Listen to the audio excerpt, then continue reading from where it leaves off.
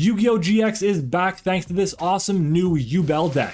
What's potion? You got Matt here and welcome to another competitive Yu-Gi-Oh! Video. Legacy of Destruction released some awesome new cards, including the Tenpai Dragon archetype, the new Melodious support, but it also released one of the most underrated pieces of support for YUBEL in Nightmare Throne. Thanks to Phantom Nightmare and all the new YUBEL cards we got in that set, we can now create a very powerful YUBEL strategy in 2024. So I figured let's bring you an awesome YUBEL deck with the new support. So if you're excited for the video, then make sure to smash the like button. If this video hits 350 likes, I'll bring you the ultimate YUBEL combo guide with test hands. Also, if you like competitive Yu-Gi-Oh, including deck profiles, guides on how to beat the best decks, meta discussions, and videos just like this one, you're gonna love this channel. So make sure to subscribe. But with that being said, here is the best YUBEL deck profile for the May 2024 competitive Yu-Gi-Oh format. Let's jump into it. So here we are back with the actual deck profile. I have a 40 card main deck, 15 card extra, and 15 card side deck for this YUBEL deck. And it's gonna be more like Fiend Link because the deck utilizes so many good Fiend monsters that can just spit out a ton of Link monsters and a ton of interruptions as well. So that being said, let's go ahead and jump into our main deck. I do want to say I am proxying one card in this list, and I also want to shout out to my buddy Milan, who is lending me like 99% of the cards in this list to bring you this deck profile. So starting off, of course, we have the one copy of the OG YUBEL with the one copy of Terror Incarnate. These are our bricks in the deck. You never want to draw these cards, but essentially they do let the combo kind of go crazy. Terror Incarnate is really good to help you extend. It's also good because Nightmare Throne can special summon a YUBEL that is one level higher or lower than the one destroyed. So we also play, of course, 3 copies of the Spirit of YUBEL. Spirit of YUBEL is also really good here. You want to play that 3 copies right now. Eventually, when Phantom of YUBEL gets released, you're going to drop it down to 2 copies probably because you have so many ways to just pop cards and the consistency and the power level of the deck just skies up. So it doesn't really need to be at 3 copies. But for the time being, it's great. It's a free special summon when a monster declares an attack. It also can be destroyed by battle, which is huge on special summon. It can add or set a card that mentions YUBEL, like for example, Nightmare Pain, which is really great. Just an awesome card. You definitely want to play these 5 here. And unfortunately, because they're level 10s and they're not easily able to be summoned out, it can be a little bit difficult to have consistency in this deck if you do open up the wrong pieces, for example. So it can be a little bricky at times, but that's why we're playing 5 of them. Some people play 2 YUBEL. I don't think it's necessary. I think at the end of the day, 2 YUBEL is just playing into bricking a bit more. And if you're going to do that, you should be upping the deck count to like 44 cards. That's going to be it for our big YUBEL monsters. Moving on to our more consistency pieces, our normal summons of the deck. We start off with 3 copies of the Gruesome Grave Squirmer. I also have 3 copies of Samsara D Lotus, and I also have 3 copies of the Dark Beckoning Beast. This is going to be our starters, basically. I say starters loosely because Dark Beckoning Beast isn't really a starter, but it's kind of fulfills the same-ish role, but they're all great effects. Grave Squirmer is basically an extender, but it's also a great starter because if you have a big YUBEL monster in your hand, you can normal summon it, link it off, banish it, and then summon out a big monster, a big fiend from your hand, which is great.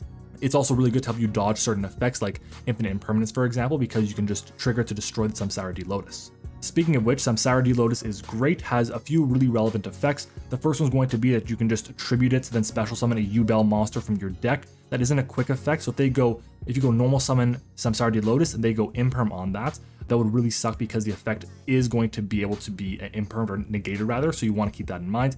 Still very important though to play this card because it's a 1-for-1 target, which is great obviously, but on top of that, if you have a YUBEL monster on the field, you can just special summon it from your graveyard, which is great. And while there's a YUBEL on field, you can then use its effect where you can change the effect of a monster to destroy one YUBEL in deck instead. So it gives you a pseudo negate basically, which can be really cool.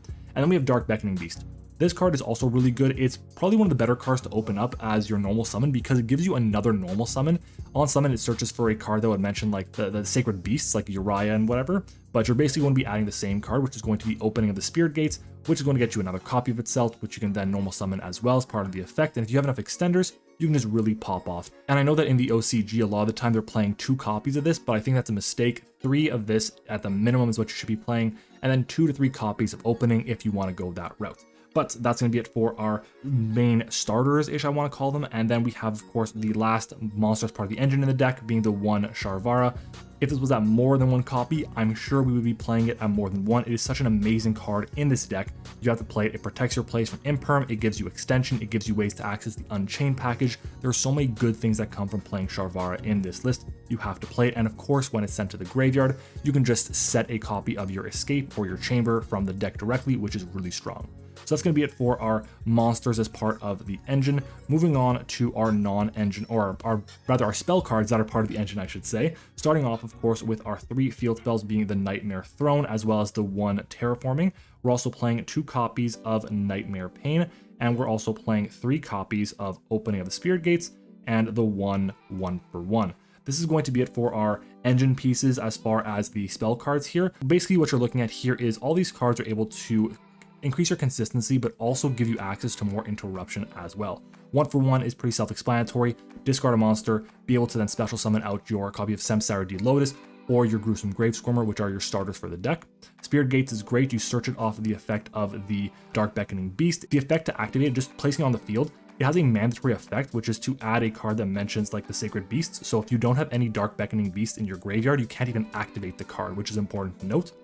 Second thing is that you can just discard a card and special summon a Fiend monster with 0 attack and defense from your graveyard, which is huge, but you can't just like have no Fiends in your graveyard and discard a Fiend and then add that Fiend back, or special that Fiend rather. You have to have one in your graveyard beforehand, which is great to be able to extend, but it can be a little bit inconsistent at times if your graveyard is empty.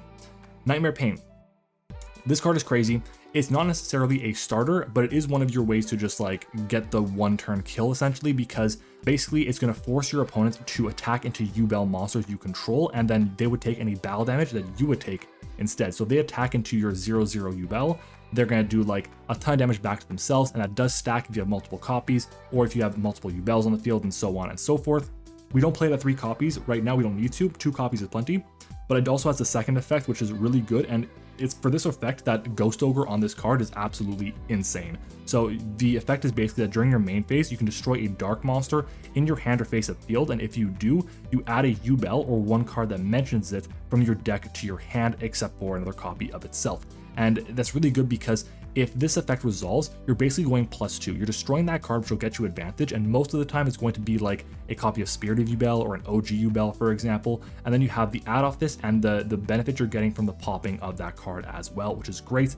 And then Terraforming is here to search us for the Nightmare Throne. Nightmare Throne is what takes this deck to the next level compared to what we had before Legacy of Destruction's release. It also has 2 effects, both of which are honestly cracked. The first effect is that when this card is activated, you can take a Fiend with 0/0 attack and defense and either add it to hand or destroy it, so it gets your play started as well.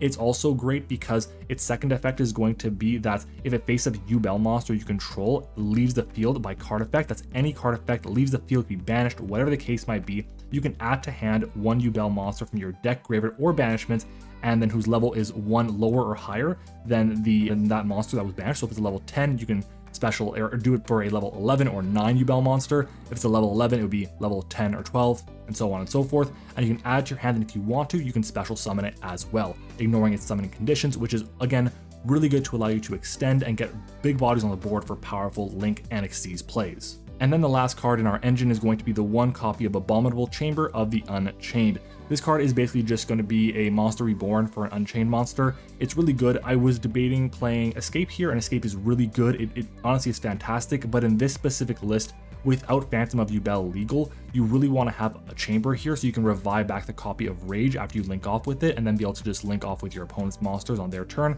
So for that reason, you play this one here. If you want to play Escape, fine. I recommend playing this as well, but hey, at the end of the day, you're kind of splitting hairs with whichever one you want to go with. That's going to be it for our engine pieces. Moving on to our non-engine cards, I have broken it up between our board breakers and our hand traps. We have, starting off with our board breakers, we have 2 copies of Talents with the 3 copies of Polymerization, or Super Polymerization, I should say. These cards are great. I think Super Poly is a mandatory inclusion into any YUBEL deck right now. It's just such an amazing card. Is it great against every deck in the format? No, but it's good against enough to the point where it should be playable. It is technically searchable if you're playing Mature Chronicle, and it's a very solid card. But again, if you don't want to play it, I understand why. I just would recommend it highly. We're also playing 9 hand traps, being 3 Ash, 3 Veiler, and 3 copies of Infinite Impermanence. So that's going to be our lineup for our non-engine here. I think this is the right way to go about it. debated playing, instead of Valor, we were going to go with something like Nibiru, debated Ghost Ogre instead. It just didn't make any sense. These cards are just so good and flexible and powerful in so many situations that I wanted to have access to them throughout. And Talents is here because the deck has a hard time playing through like one form of interruption depending on the hand. So if you have that one interruption, they have that Ash Blossom for your starter, then you really want to have Talents to be able to then go and get more cards to be able to combo off. So it's really there for that. Prosperity was a debate. Is just losing cards in your extra deck in this deck is really tough, and a lot of the time you kind of decide to only banish 3 cards, which is not going to be as boosting of your consistency as you'd like it to be. But that's going to be it for the deck itself. That's the main deck. Let's go ahead and move on to the extra deck and see what we are running and why. Starting off, we have our Xyz monsters. We're going to start off with the 1 copy of the Djinn Buster, which is here as a way to overlay our 2 copies of Dark Beckoning Beast into a monster negate for Ash Blossom, Ogre, Nibiru, whatever the case might be. Really solid. We have our 1 Varudris, the final bringer of the end times. This you summon it out by overlaying a regular YUBEL and a Spirit of YUBEL on top of it. It's your Omni negate. You're almost always going to be summoning it in defense position. That protects it from Lightning Storm, which is huge, but you also have like a 3000 defense, which is honestly massive. And it means that if this is the case, you have this on the field and they go for, let's say it's a Tenpai Dragon player that has a Transcendent Dragion, they can just attack into it. It won't destroy it, which is key as well. So that's going to be our Varudris here. We also have the 1 copy of Gustav Max. This is our time card, really solid option here. Is it mandatory to play? No, I like it. An alternative would be something like Relinquished Anima, for example. Speaking of which, we can move on to our links. We have the 1 copy of Almirage and the Unchained package of Yama, Rage, and Anguish. Almirage is great because all of your normal summons are going to be 0/0s, so you can just use this as your replacement for Anima, because you can't make Anima with Dark Beckoning Beast because it's a level 2, but you can make Almirage, and you can make Almirage with any of the monsters as well, so it's really solid. But again, if you want to play Anima, just replace the Gustav Max. We are playing the Unchained package because this package gives us interruption on our opponent's turn. It gives us a ton of extra bodies and the ability to go into Link 4s very, very easily as well. Rage will be able to link off with any special summon monster our opponent controls during the main phase, and then we can go into SP Little Knight, Anguish, whatever the case might be, and just pop off from there.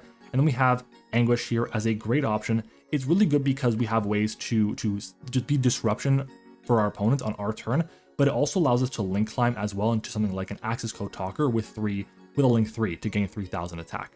Speaking of which, we're also playing the 1 copy of SP Little Knight. This is the best card to go into after going for Rage. You link off with Rage and something else for your opponent's monster, rather, for SP. SP effect, banish a card, you're in a really good spot.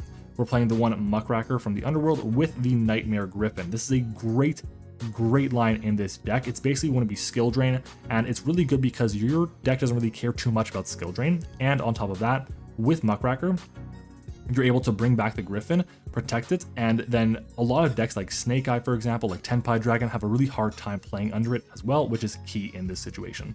And then of course we're playing the 1 Access Code Talker and the 1 Appaloosa as well. Access Code is great for OTK because the deck does have a hard time of doing that, but if you make Access Code with the Unchained Soul of Anguish, it's at 53, plus the Varudris, 83 is enough for game. Appaloosa is part of your normal end board. And then our last 3 cards, we have the 1 Mud Dragon of the Swamp, the 1 copy of Garura, and then the 1 proxy I have here, which is the YUBEL Loving Defender Forever, the big German girl. Look, I'm proxying it right now, it is what it is, but I think the Super Poly lineup is really, really solid here. You definitely want to play it. If you're not playing Super Poly, get rid of these 3 cards, put in more Link stuff. You can play, like, honestly, a good Promethean Princess package with, like, Hida, Promethean Princess, and you can do Amlo Whale as well, which is all really solid to get extra pops and disruption, but doesn't come up too often, but that's an alternative as well. That's going to be it for our extra deck, though. Moving on to our side deck here, we have a good 15 card side deck, starting off, of course, with 3 copies of Dimensional Barrier. The mismatching rarities is here. This is great because it helps us deal with decks like Branded, like Tenpai Dragon, like Melodious in certain instances, Voiceless Voice, whatever the case might be, really solid here. If you want to play Symbol Arches instead, go ahead. We're also playing 2 copies of Lightning Storm and the 1 Harpy's Feather Duster. This is another card where you could swap out Lightning Storm with Cosmic Cyclone. I was debating it. I think I might end up doing that down the line, but it really depends on what I'm going up against. Lightning Storm is so good because of flexibility, but playing Super Poly in the main and Talents gives me 5 board breakers, so I want to have Lightning Storm as well. Or I want to have Cosmic Cyclone as well, but if you're not going to be playing either of those cards, Lightning Storm makes a lot of sense. and then Duster's Duster. We're also playing 1, 2, 3 Droplet as well. Droplet is so good in this deck as well because you want to get cards into the graveyard. If you don't have a Fiend in your graveyard, you can't activate Opening of the Spirit Gates to discard and special, so Droplet helps you get one in the graveyard, which can be really nice. It's also negation. We're also playing 3 copies of Nib, just an awesome hand trap against a lot of different decks, just not good enough against enough of the decks to make it so I should justify playing it in the main deck. And then last card is going to be 3 copies of Skill Drain. Skill Drain is also an awesome card in this deck because all your effects are negated, sure, but they'll still take the battle damage from something like Nightmare Pain, which is a huge deal. And then a lot of your effects also activate in the graveyard, which is key. There's a really solid card as well and can do so many good things in this format. So I highly recommend Skill Drain in this deck, probably the best card in the side deck in this current deck profile. But yeah, that's going to be it for the side deck and of course the rest of the deck profile. Let me know what you guys think about YUBEL down in the comments below. I think it's a really strong deck with a lot of potential. It's going to keep getting even better as the format eventually progresses to hopefully we get a situation where we get Phantom of YUBEL legal before Nationals. That'd be absolutely incredible. But if not, it is what it is. But with that being said, if you enjoyed the video and the discussion on YUBEL, then make sure to smash the like button. If we end up hitting 350 likes on this video, I'll bring you the ultimate YUBEL Fiend Link combo guide with a few test hands as well. Subscribe to the channel for more amazing competitive Yu-Gi-Oh videos. And of course, check out my sponsor, Imperium Duelist. Use code OSHEA10, OSHEA10 for 10% off your order. And follow me on Twitter and join the Discord server, both of which are linked in the description. Thank you for watching. I hope you enjoyed it, and I'll see you all next time.